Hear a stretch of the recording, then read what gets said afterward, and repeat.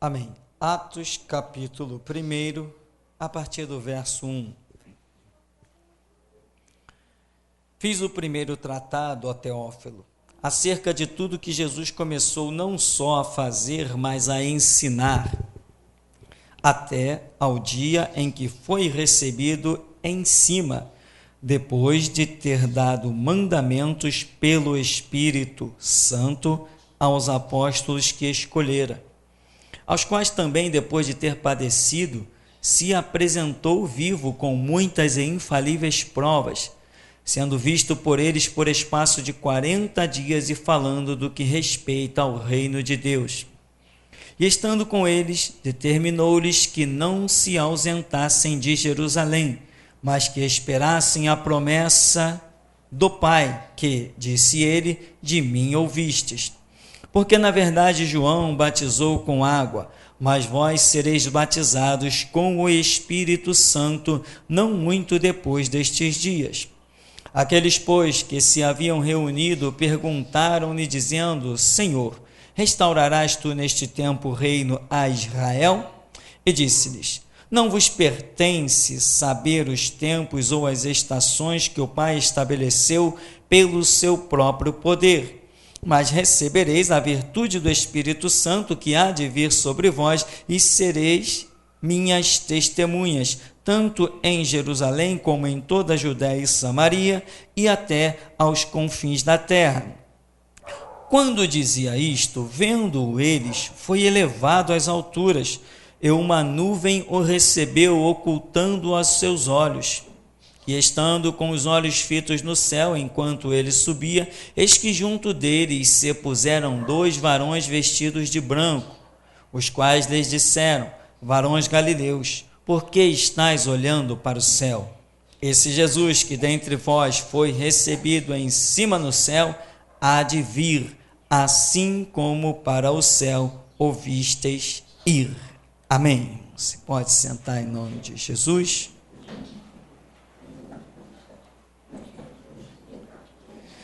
Bem, o que vemos aqui? Na gloriosa palavra de Deus, nós vemos desde o verso 3, a Escritura fala quando o médico, um dos apóstolos, Lucas, escreve aqui esse livro, o mesmo que escreveu o Evangelho de Lucas, ele diz: aos quais também, depois de ter padecido, se apresentou vivo, com muitas e infalíveis provas, sendo visto por eles por espaço de 40 dias e falando do que respeita ao reino de Deus. Essa expressão de Lucas, com muitas e infalíveis provas, significa que eles contemplaram coisas tremendas. Eles viram Jesus ressurreto. A força deles saírem dali para levar aquela mensagem, atravessando as nações, foram parar na África. Teve apóstolos e discípulos martirizados na África, foram parar nas regiões da Ásia. Imagina se uma pessoa não precisa de muita prova para que ela faça isso. Larga tudo ali que ele está acostumado, seu trabalho, larga a sua casa, deixa tudo para trás e vai assim, atravessando nações, sabendo que o que vai encarar é o perigo da morte. Esses homens tinham que realmente ter contemplado muitas e infalíveis provas. Senão, eles não arredariam o pé, poderiam até começar a comentar da mensagem com um e outro, ali por ali mesmo, ou então se calar, mas para fazer o que eles fizeram, encarar as autoridades, como nós vamos ver em Atos 4 e toda a Escritura, além de encarar as autoridades, eles ainda atravessam nações para pregar o Evangelho. E nenhum dos apóstolos jamais foi visto como um homem rico. Ou seja, o projeto deles era de apenas levar a mensagem. esses homens tinham que realmente ter visto muitas e infalíveis provas, senão eles teriam desfalecido.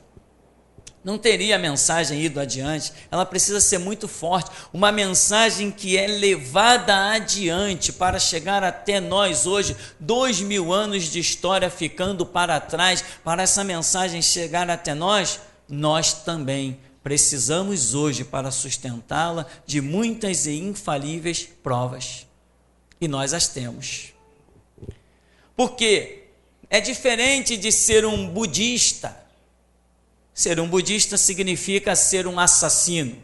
Ser um muçulmano significa ser um assassino. São religiões que se sustentam na ponta da espada. Quando alguém dessas religiões se converte, o que eles fazem? Tacam fogo na casa, assassinam os filhos diante dos seus pais. São os terroristas por aí, os xiitas, muçulmanos, etc, etc. É assim que essas religiões têm se sustentado. O espiritismo, a macumba, a umbanda, a quimbanda, a maçonaria, tudo isso se sustenta na força e no medo. Os demônios dizem o que? Todos nós sabemos. Se tu me deixares, eu te mato. Quanta gente eu vi assassinada pelos demônios do espiritismo, da umbanda, quimbanda. Quanta gente eu vi. Quanta gente eu vi ter a sua família dizimada pelos demônios, demônios que diziam, se tu me deixar, eu arranco da tua vida o que tu mais gosta. E quantas crianças eu vi ser assassinadas pelos demônios e definharem em cima de leitos de hospitais, porque o pai não queria mais servir a Satanás, mas não conhecia a porta do Evangelho.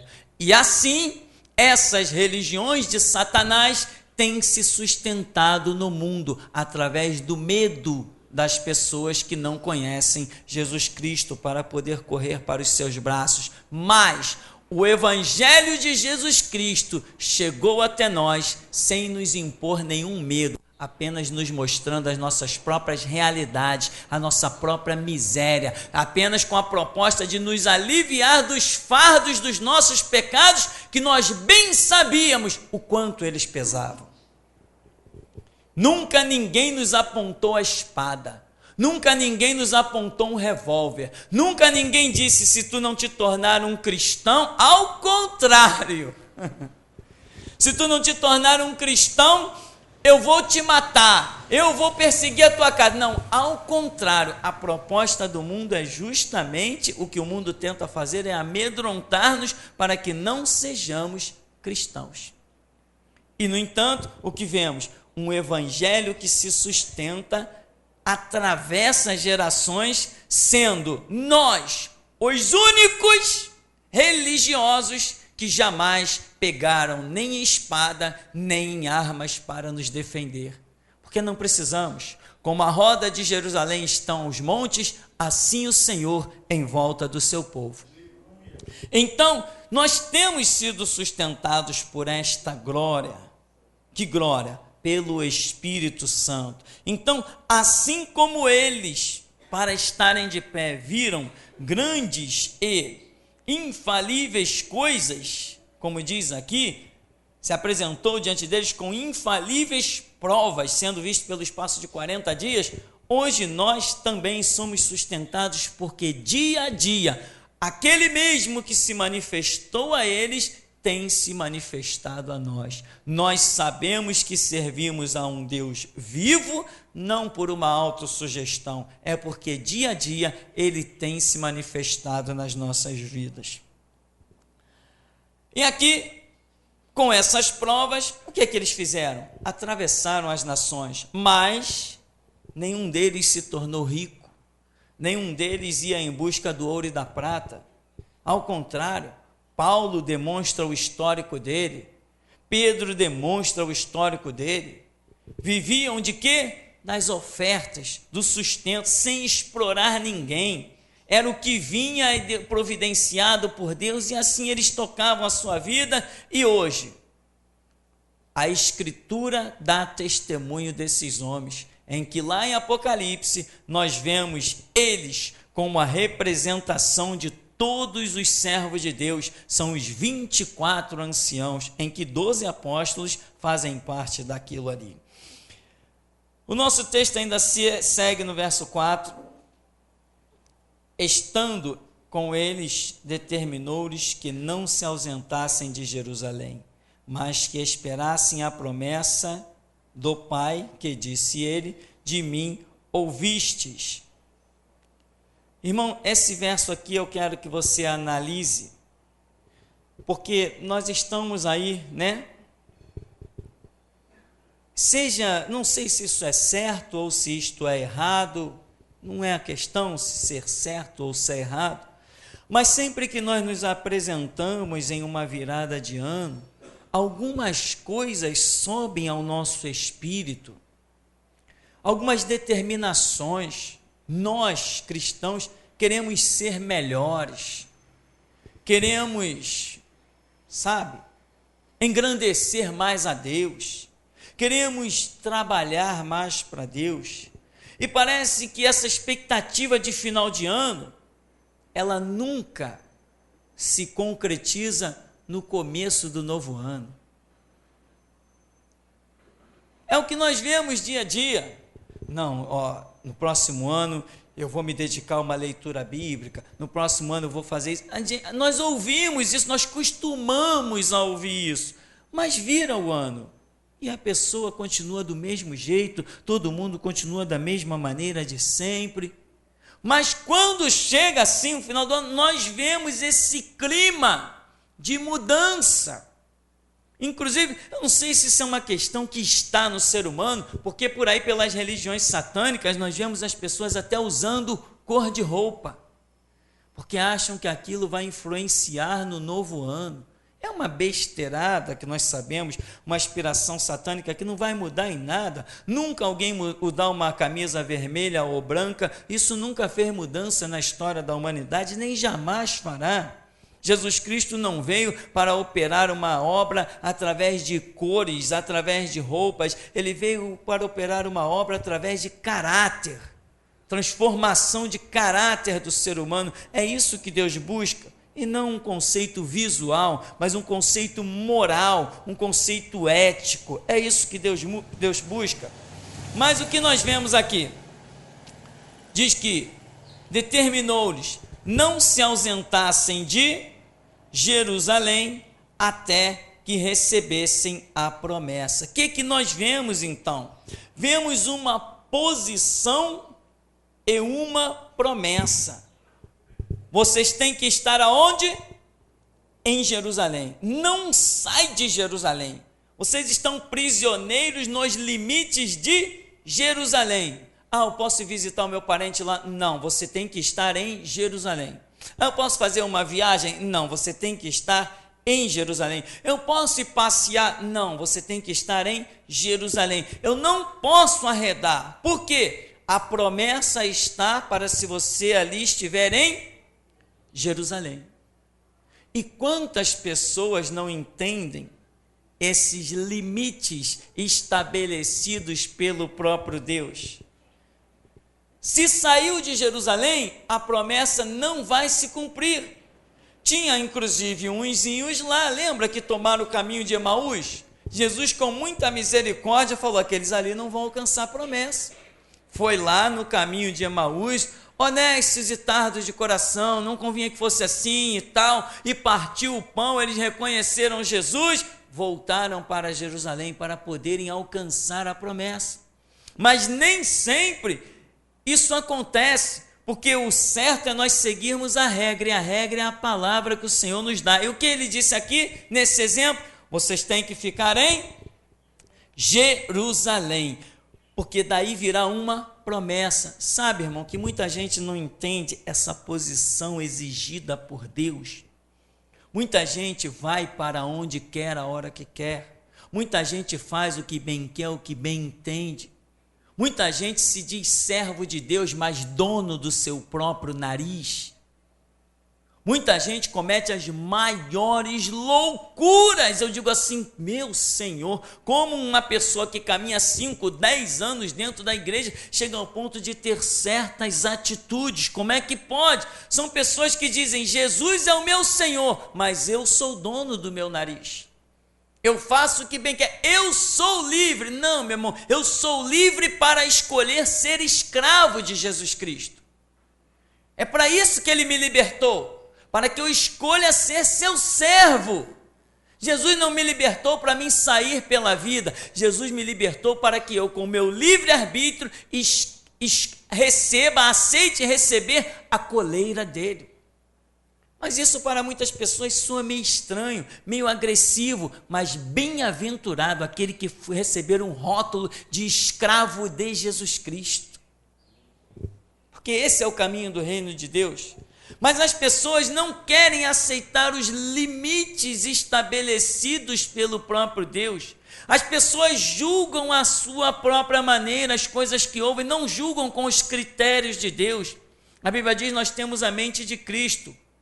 Mente de Cristo? Ora, pelo que eu entendo, Jesus, cada vez que tinha que tomar uma decisão, ele se punha de joelhos para buscar a face de Deus. Hoje as pessoas não reconhecem os seus limites, elas estão por aí fazendo o que bem quer, fazendo o que bem entende.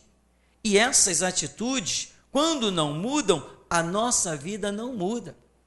Nós podemos ouvir coisas muito tremendas, onde a unção do Espírito Santo venha e arrebente, parece que nós vamos explodir, mas amanhã podemos continuar a ser a mesma coisa. De repente podemos ouvir uma palavra onde o Espírito Santo esteja apenas passando como uma brisa, praticamente desapercebida, mas talvez essa palavra faça mais efeito do que aquela coisa explosiva de Elias no Monte Carmelo fazendo cair fogo do céu. Então nós temos que saber atentar para os limites pré-estabelecidos por Deus, nós temos que saber atentar para as regras de Deus. Jesus falou assim, vem uma promessa aí, mas essas promessas estão dentro de limites. Se sair destes limites, não herdará a promessa. Aí foi lá no caminho de Emaús. A Bíblia fala da distância disso aí, a distância de um sábado, alguma coisa assim, na caminhada de um sábado, e Jesus vai lá e insta com aqueles para que eles entendam que deveriam voltar para Jerusalém.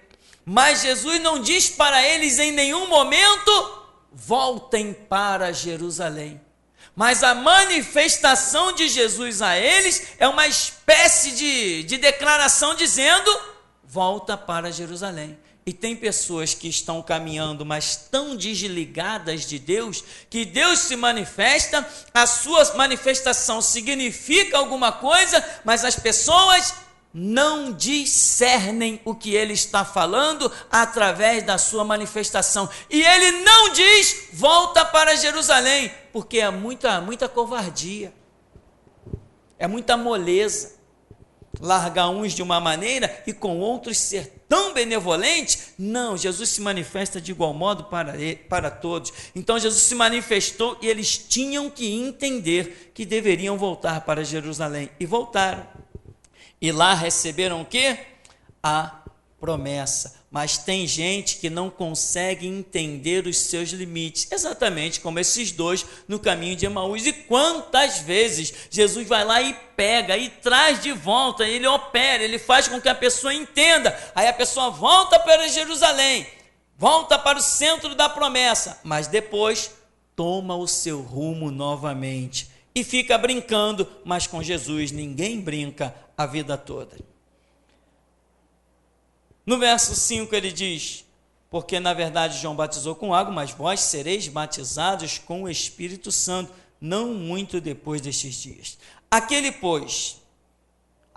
pois, que se haviam reunido, perguntaram-lhe dizendo, Senhor, restaurarás tu neste tempo o reino a Israel? E disse-lhes, não vos compete saber os tempos ou as estações que o Pai estabeleceu pelo seu próprio poder. Mas recebereis a virtude do Espírito Santo, que há de vir sobre vós, e sereis minhas testemunhas, tanto em Jerusalém, Judeia, Samaria, até os confins da terra. Imagine, irmãos, Todos nós temos uma preocupação. E muitas vezes essa preocupação é algo que está nos favorecendo dentro das nossas concepções mentais e dentro dos nossos sentimentos.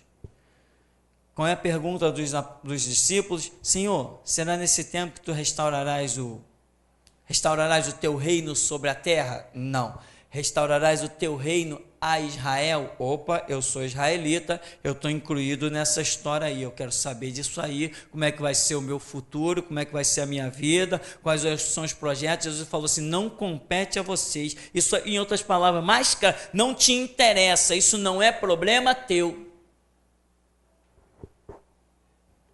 Eles perguntaram, Senhor, restaurarás tu neste tempo o reino a Israel? Não vos pertence saber os tempos ou a estação que o Pai estabeleceu pelo seu próprio poder, ou seja, o que o Pai estabeleceu está firmado, está determinado, tem dia e hora para acontecer. Ah, então, Senhor, não conta para a gente. Não interessa para vocês. Vocês vão receber na virtude do Espírito Santo, vocês vão ser testemunhas. E as estações que o Pai estabeleceu não é da sua conta. Faz o que eu estou te mandando, segue o caminho. Irmão, aprenda a seguir o caminho. Não esqueça o futuro. Viva hoje. É o que Jesus está dizendo. Esquece quando as estações do Pai vão se cumprir. O que vocês têm que fazer é ficar em Jerusalém, porque para vocês a promessa é essa. Vocês vão ser cheios do Espírito Santo, vai ser um assombro sobre a terra, vai me servir de testemunha em Jerusalém, Samaria, nos confins da terra. Vocês vão arrebentar, mas e as estações? Não é problema de vocês. Segue o caminho, segue a trilha. E tem muita gente, irmão, que não consegue entender isso. Tem gente que quer fazer a estação da sua vida florescer a todo custo. Quer obrigar a jaqueira dar o seu fruto na época da mangueira. Tem gente que é assim. Enquanto que a Escritura diz assim, bem-aventurado varão que não anda no conselho do ímpio, não se detém no caminho dos pecadores, não se assenta na roda dos escarnecedores, antes tem o seu prazer na lei do Senhor, na sua lei medita de dia e de noite, ele será como árvore plantada junto a ribeiros de água, dará o fruto na estação própria, as folhas não vão cair, e tudo quanto fizer vai prosperar. Então, medita de dia e de noite, está ali constantemente, de dia e de noite, ligado com o Senhor. Quando vem a estação, quem determinou a estação das árvores? Quem determinou que época as árvores darão o seu fruto? E a Escritura nos compara a árvores, mas tem gente que está preocupada, Senhor, quando que é a estação? Ou seja, não, eu quero que aconteça alguma coisa na minha vida, eu quero que alguma coisa aconteça, por quê? Não, eu tenho que aparecer, eu tenho que ter destaque. Eu tenho que fulano que me humilhou, tem que ver a prosperidade da minha vida. Não sei quem que disse mal de mim, tem que ver que Deus me escolheu. E coisas dessa natureza horripilante que nós vamos contemplando dia a dia e vamos vendo a queda das pessoas. Por quê? Porque querem que a sua árvore floresça fora das estações, fora do tempo de Deus. Irmão, atente para isso. Eu sei que tem gente que não está nem aí para nem florescer. Tem gente que entra na igreja e sai como se tivesse entrado num supermercado. Tem gente que entra na igreja com medo de ir para o inferno e não com o projeto de servir a Jesus Cristo. Assim como tem pessoas que entram nos mercados simplesmente porque é lá que está a comida sendo vendida. Assim também é muita gente que entra na igreja, é medo de ir para o inferno e não coração na obra de Deus, não entendimento no serviço das coisas de Deus. E resultado, mas tem outros que querem, mas não entendem a estação que o Pai determinou pelo seu próprio poder. Irmão, você nunca vai fazer um cabelo se tornar branco ou preto. Você nunca vai acrescentar um côvado à sua estatura. Você foi chamado de servo. Não faça projetos. Não tente saber do teu futuro. Não tente projetar nada sobre a tua própria vida. O projetor, o artífice construtor se chama Deus. Não tenta criar ideia, não tenta fazer as coisas acontecerem na tua vida. Não ouses fazer uma coisa dessa. Deixa que Deus realize tudo o que tem para realizar na sua vida. Você anseia, você deseja, mas você tem que esperar. A árvore dá o seu fruto hoje, ela vai esperar passar 12 meses para voltar a dar o seu fruto, e nós somos árvores. Você tem que compreender essas coisas. Tem muita gente que diz, não, eu tenho conhecimento, eu tenho condições, não, eu posso fazer. É verdade, tem conhecimento, tem condições e pode fazer, mas ainda não chegou a sua estação. Não chegou a sua época, não chegou o seu momento. Quando chegar, você vai estar tão forte, tão firme, com tantas raízes para baixo, tão arraigado, tão sobreedificado, que muitos vão te atirar pedra, vão te sacudir, vão meter serra elétrica no teu caule, e tu vai ficar de pé. Você entende que tem que ser na estação própria? Meu irmão, tem árvores por aí que você, com uma machadinha na mão, bem afiada, ou até cega, você diz assim, eu derrubo aquela árvore. E tem árvores que você pode chegar com uma machadinha super afiada, até com uma motosserra, você olha para o tronco dela e diz assim, estou fora. Essas são as árvores, sabe, no espiritual falando, são as árvores que somos as nossas vidas produzindo as coisas na estação própria. Ninguém derruba uma árvore plantada por Deus, desde que ela aceite a produzir, a se mostrar na estação própria. Aqui a Escritura então diz, aqueles, pois, que haviam se reunido, perguntaram, Senhor, quando que vai ser a restauração? Aí Jesus diz, essa estação aí é determinada pelo Pai. O que eu vou fazer com Israel, o que eu vou fazer nesta nação, não compete a vocês. E resultado, nós hoje estamos sabendo que é neste século em que Deus vai restaurar o reino a Israel, neste século 21. Ora, mas se nós olharmos para aqueles que fizeram a pergunta, quando eles se enquadraram no que Jesus falou e esqueceram esse papo de Jerusalém ser restaurada, esqueceram esse negócio de reino de Israel, quando eles saíram pelo mundo, eles criaram uma corrente tão poderosa que chegaram até nós. Mas se eles ficassem lá, tipo, caramba, quando que vai ser o reino? Vamos consultar, vamos ver isso. Não, Jesus falou, esquece, isso não compete a vocês. Futuro é algo que está diante de Deus, não diante dos homens. A nós foi dado viver o presente. Só isso que foi nos dado a viver. Jesus falou assim, basta cada dia o seu mal. O dia cuidará de si mesmo, né? Mas vocês têm que andar por fé. Buscai primeiro o reino de Deus, a sua justiça. As demais coisas vos serão acrescentadas. Olha as aves do céu. Não semeiam, não guardam nos celeiros. E todo dia elas não têm o que comer. Vocês não valem mais do que elas.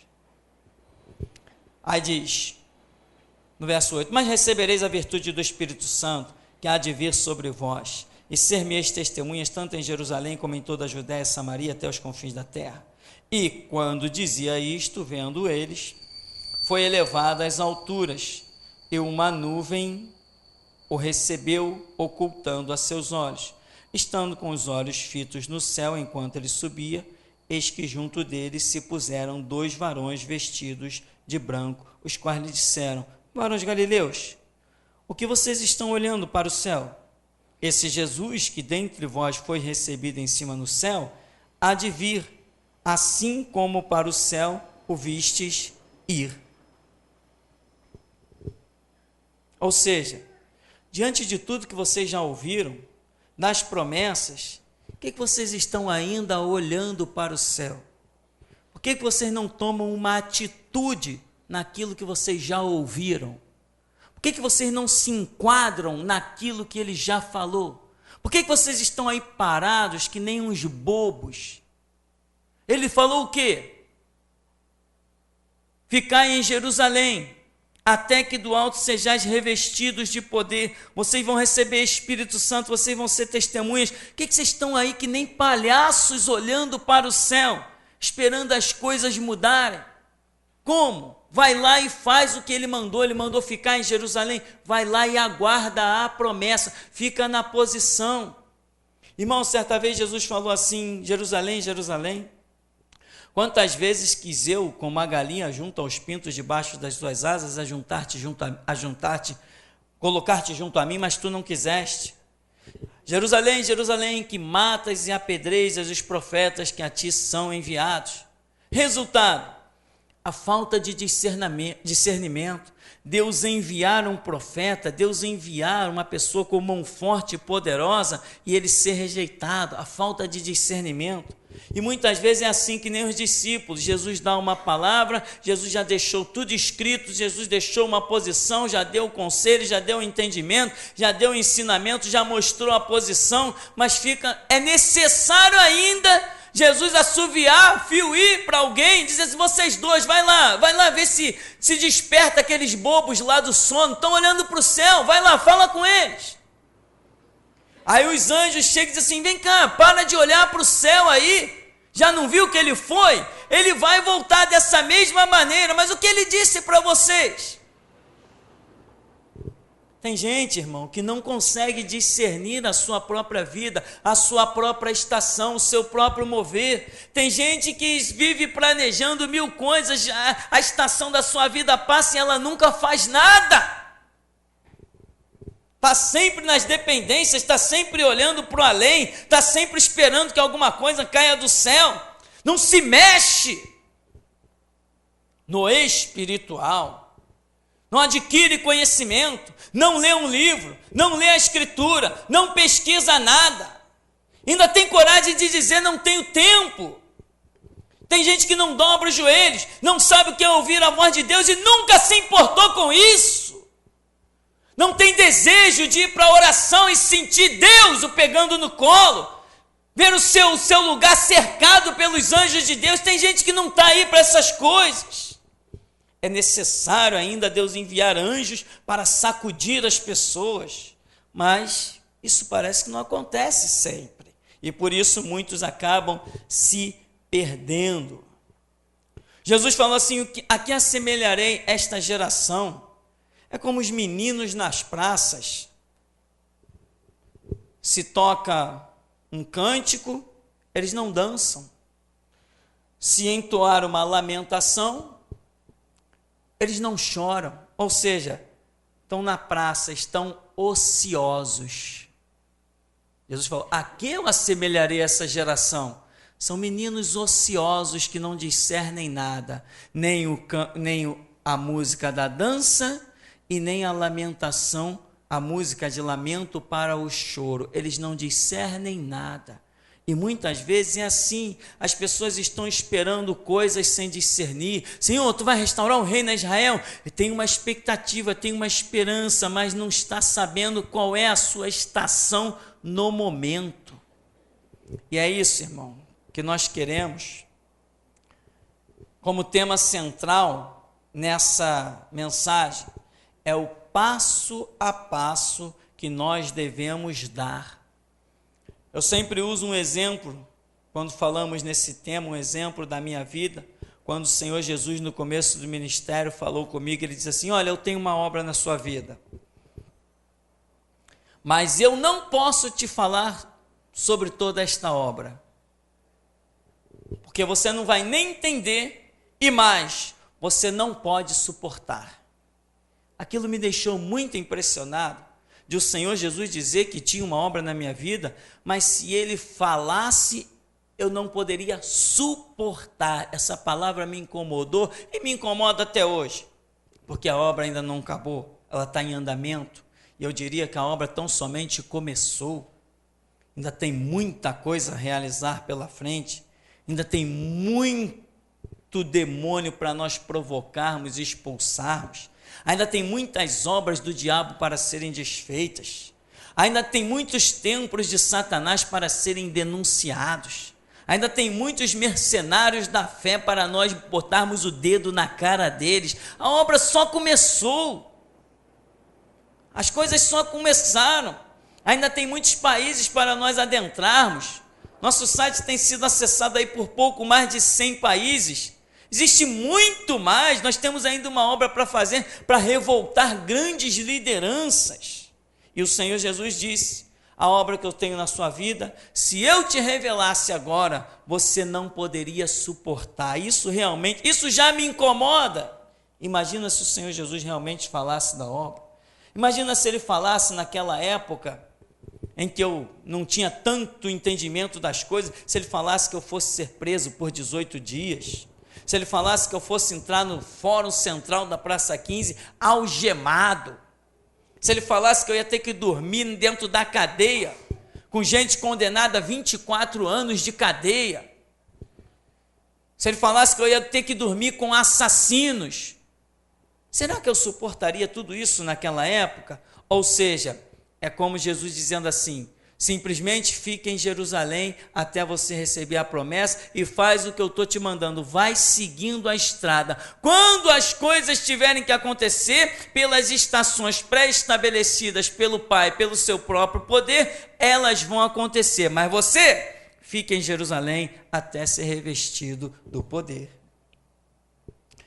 Então, meu irmão, como o Senhor Jesus falou, os meninos na praça, que discernimento eles têm?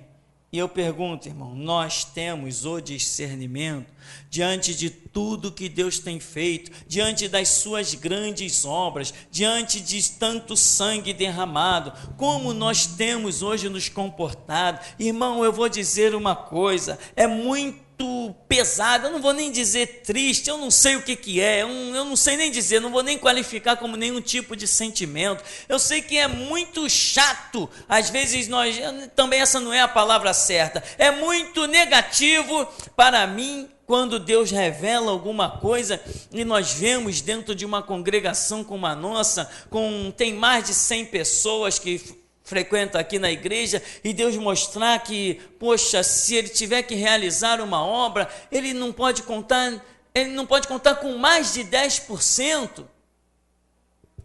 Já houve coisas nesse ministério, irmão, que bate até um desânimo. Eu digo assim: meu Deus, eu tenho pregado tão inutilmente assim, esses trabalhos todos, esses estudos, esse desgaste no seminário, esses CDs praticamente de graça, essa sala construída. Irmão, veja bem, acorda, é preciso que 2 varões vestidos de branco te sacudam e diga: para de olhar para o céu e olha a tua estrada.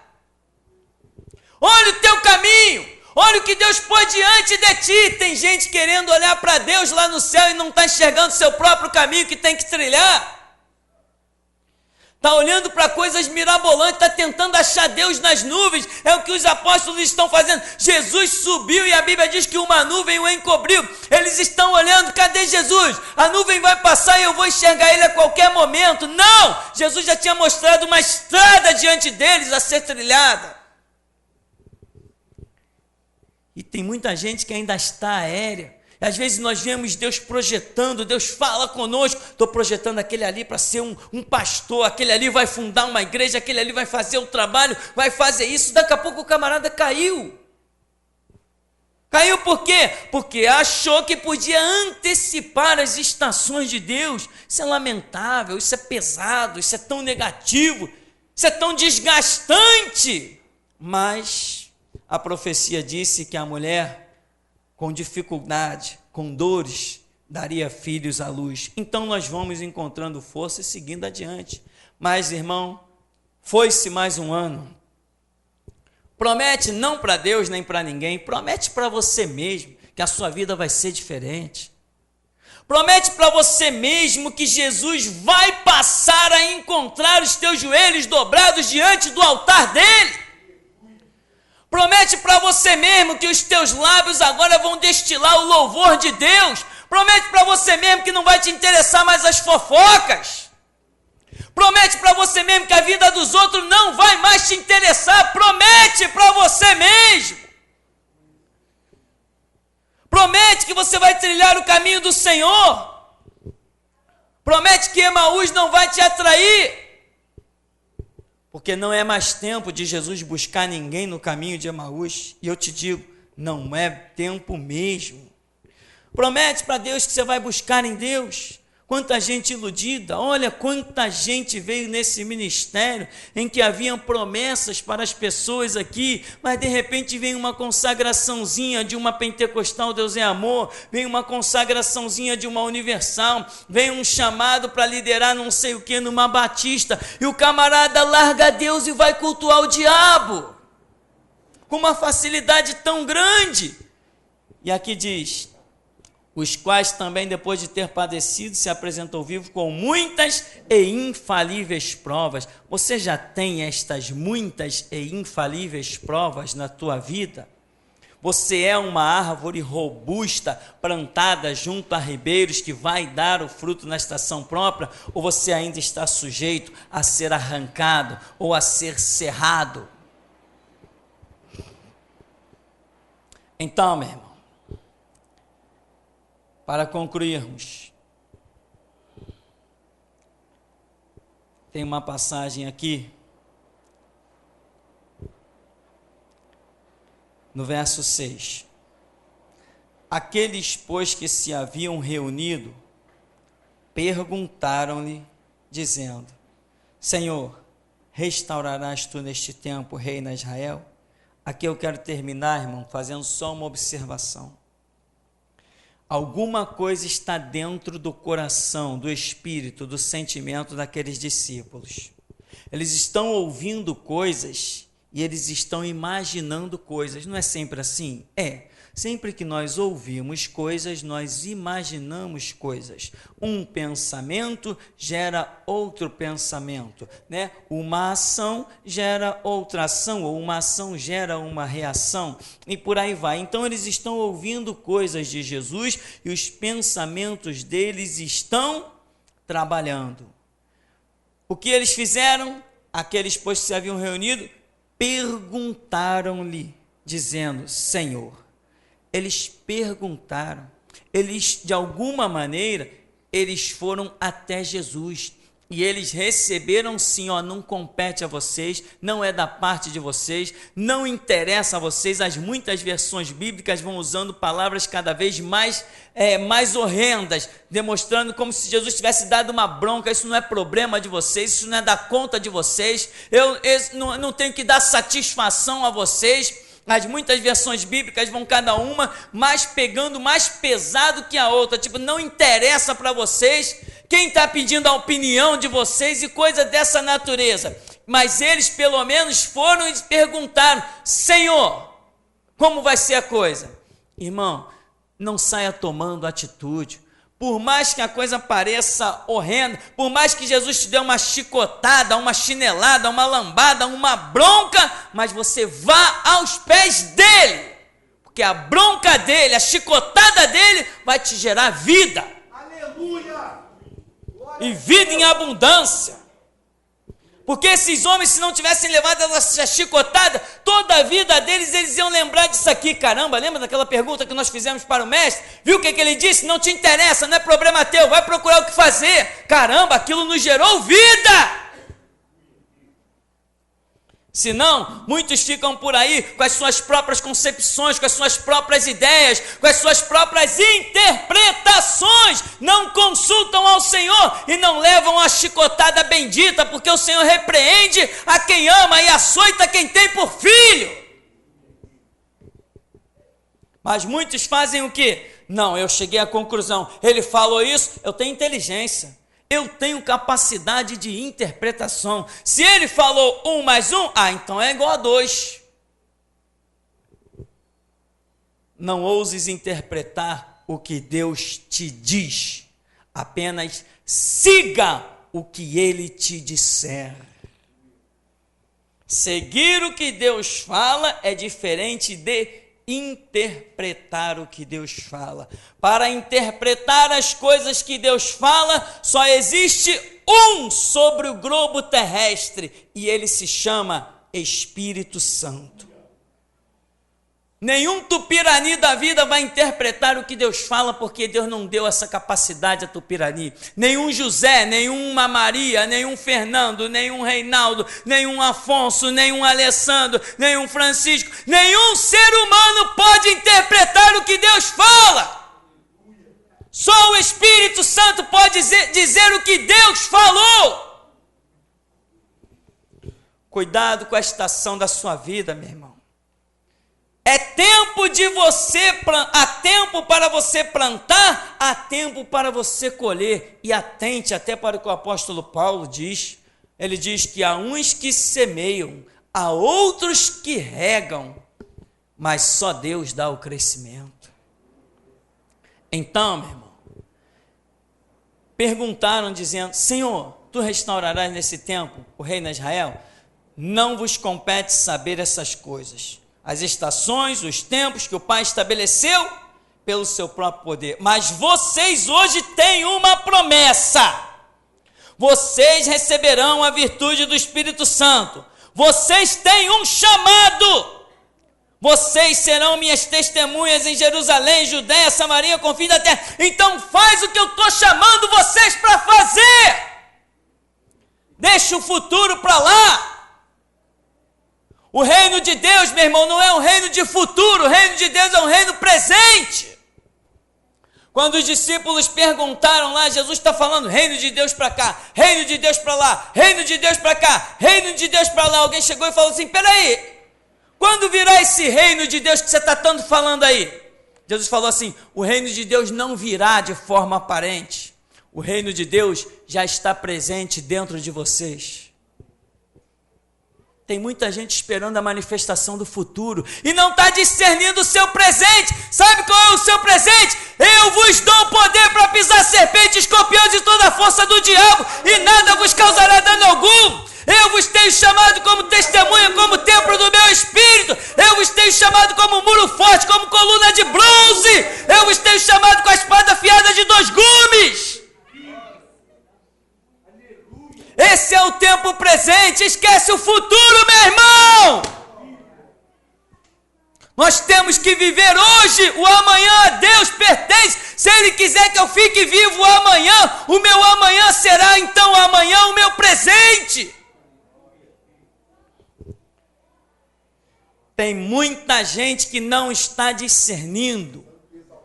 Ricanturimanto de cantos, ricanturimanto de cantos. Tem gente aqui que tem chamado, meu irmão, para viver das ofertas do altar, mas tem que discernir o seu tempo. Tem que atentar para a grandeza do reino de Deus. A obra não acabou, a obra está em andamento. Não fica que nem bobo olhando para o céu, não. Ah, ele foi, deixa eu ver se ele vai voltar. Ele vai voltar, mas não é agora. Se tu está esperando na hora errada, vai perder o seu tempo. Varões galileus, que vocês estão olhando para cima aí? Viraram criança? Viraram bobos? Vocês estão olhando para cima? Não, nós estamos olhando para cima porque Jesus foi ali para cima. Não temos razão para olhar para cima? Não, não tem. Jesus foi para cima, mas a obrigação de vocês é olhar para a estrada de vocês. Sabe que tem coisa que parece, mas não é? Sabe que tem muita gente que pensa: não, eu estou olhando para cima, o meu Deus está lá em cima. Meu irmão, o meu Deus não está lá em cima. O meu Deus não está lá em cima, o meu Deus está nas obras das minhas mãos que Ele me mandou realizar. O meu Deus está nos meus passos que Ele me mandou dar. Meu Deus não está lá em cima. Quem foi que disse que Deus está lá em cima? O meu Deus está em cada obra que Ele me mandou realizar. Aí está o meu Deus. Tiago disse: mostra-me o teu Deus sem as tuas obras, e eu te mostrarei o meu Deus pelas minhas obras. Mas tem gente que está o tempo todo lá para cima, né? Parece aquele cara que inventou o para-raio, acho que tal de Franklin, sei lá. Eu gosto muito de olhar para as crianças soltando pipa. É mesmo, fulano? Por quê? Porque quando elas estão olhando para as pipas, elas estão olhando para o céu, aonde está Deus. Filosofia barata. O meu Deus está quando eu chego diante de Satanás e digo, se rende, porque eu sirvo a Jesus Cristo. O meu Deus está pelo discernimento e misericórdia que Ele me dá para que o seu nome dele, o seu templo não seja envergonhado. O meu Deus está nos passos que Ele me tem sustentado de pé para que todos vejam que Deus ainda reina. Meu Deus não está porque alguém olha para o céu. O meu Deus não está na nuvem que passa. O meu Deus não está no sol que nasce. O meu Deus não está na chuva que cai. Essas coisas Ele faz porque eu estou na terra e preciso delas. É muito além de um simples ciclo natural da vida. Não é, Deus não está, o sol se levantou, lá está Deus. Não, sabe por que o sol se levantou para me aquecer? Porque Deus está aqui em mim, não lá naquele sol. É a maneira que eu penso, e até aqui me ajudou o Senhor. Então, irmão, versículo 8 nós encerramos. Mas recebereis a virtude do Espírito Santo, que há de vir sobre vós, e ser-me-eis testemunhas, tanto em Jerusalém, como em toda a Judéia e Samaria, e até aos confins da terra. Amém. E até aqui nos tem ajudado o Senhor. Que você não esteja vivendo promessa do futuro, lá distante, mas que esteja vivendo as promessas de um presente.